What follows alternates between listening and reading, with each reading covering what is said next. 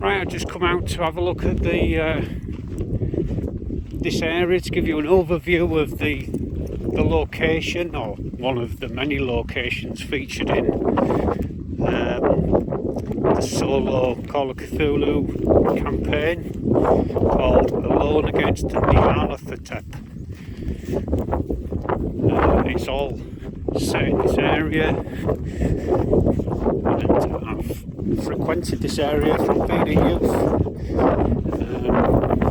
I used to work with the National Trust as a youth training scheme where I refenced part of the Cleveland Way along this coastline here.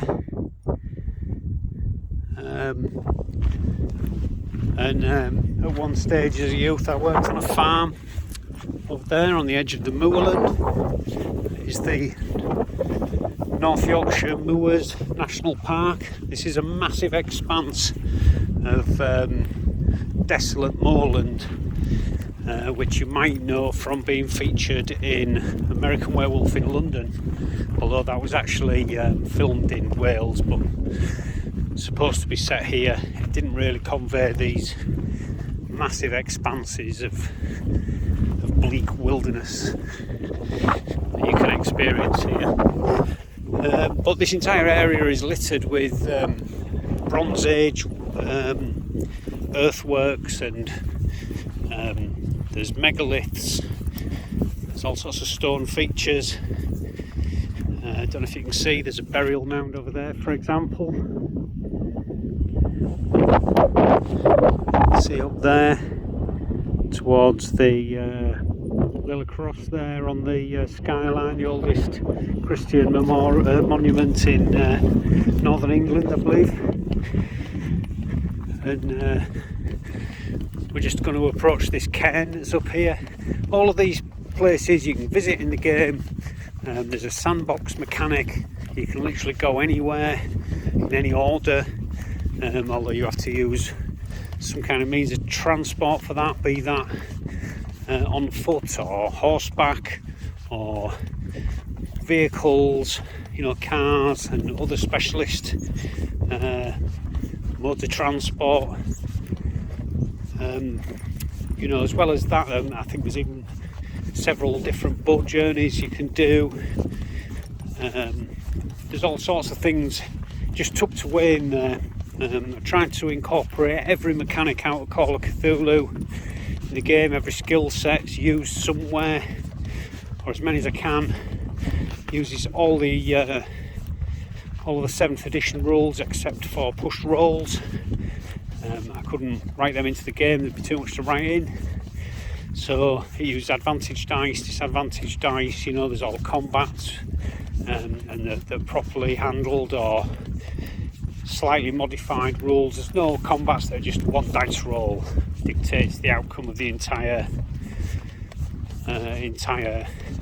melee. It's done properly using the rules, but you don't need a keeper, you don't need to do any prep. Obviously, to have some kind of storyline, there is a timekeeping mechanic. There's one of the burial mounds here. It's a timekeeping mechanic, but you don't have to sit there with a pen and paper logging time. It's quite cleverly done using a sheet and a dice. Move around, and this sort of adds an element to the actual gameplay. There's a huge amount of player agency in this game. That's how it's designed, that you have got that agency you'd normally have in a tabletop game where, now I'm going to go here and do this, I'm going to do that. There's none of that tramline style mechanic that sadly some games are used as a basis for the entire game.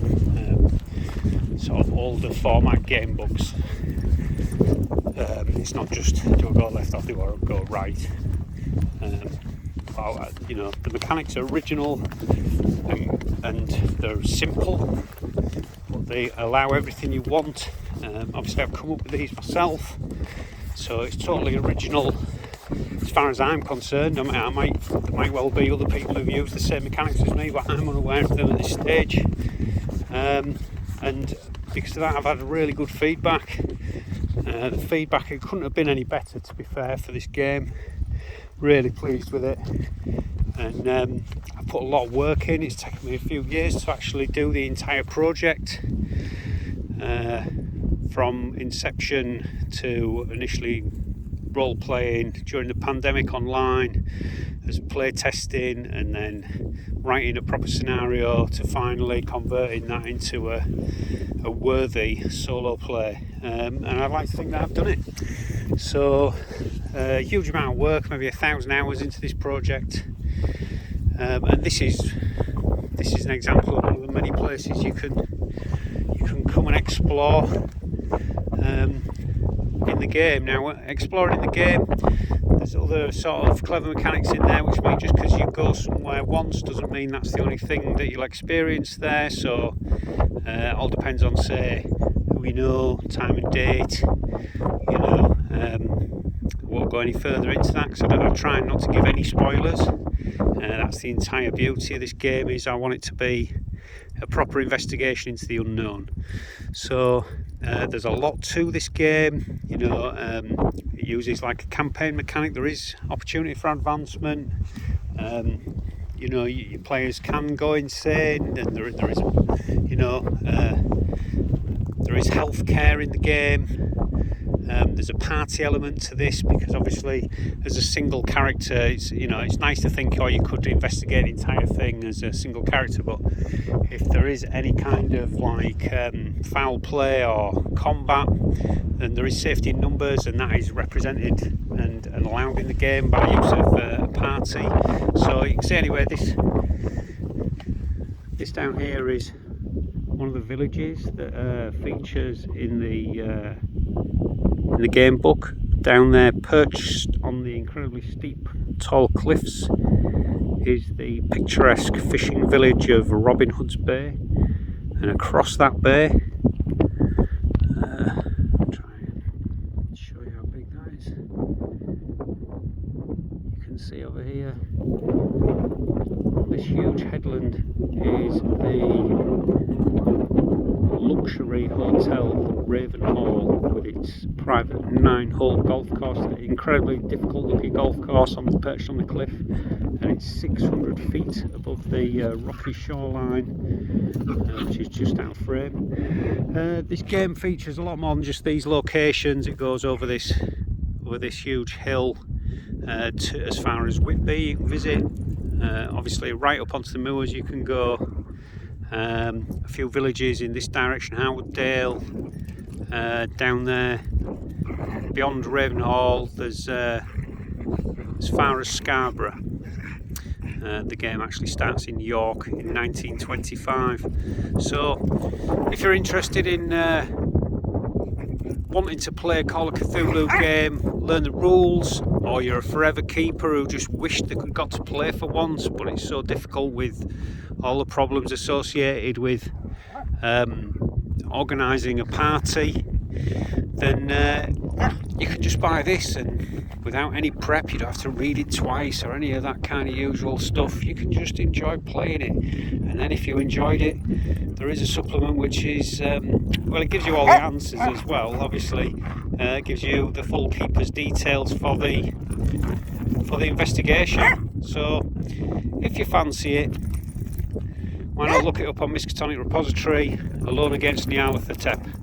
Right, I'm going to leave you now before my dogs exhaust themselves, and I'm just going to enjoy some of the view and head back.